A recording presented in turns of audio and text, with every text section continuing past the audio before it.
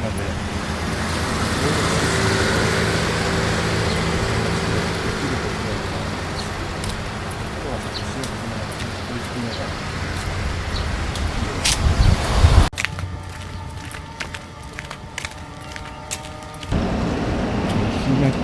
ェリーターミナルというのも石垣港の多分これいろいろ運送、する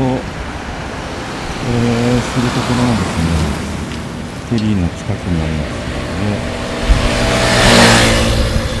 こちらバイクとかも東横インホテル東横インさんはですね、石垣フェリーターミナルに向かっているところなんですけども、ついに来ました。雨です。雨が、小降りになってきたんですけど、ここが石垣フェリーターミナルです。ここにですね、電動キックボードレンタルが、あるので、ちょっと影が買いたいなと思いますね。フェリーは今日から結構です。大変で。他の向こう行こうと思ったんですけど、全部予定をここから変えて行くしかないというところですね。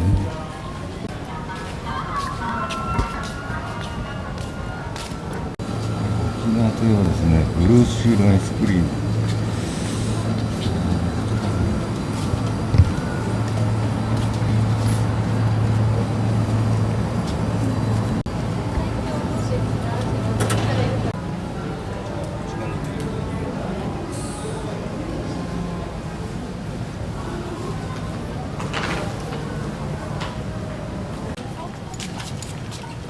私ヘルメット。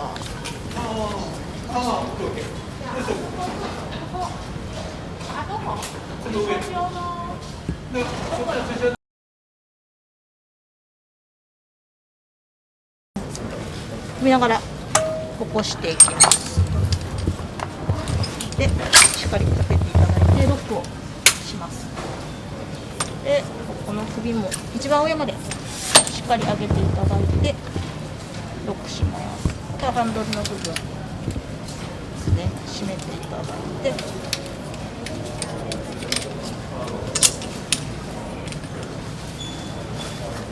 これで OK です。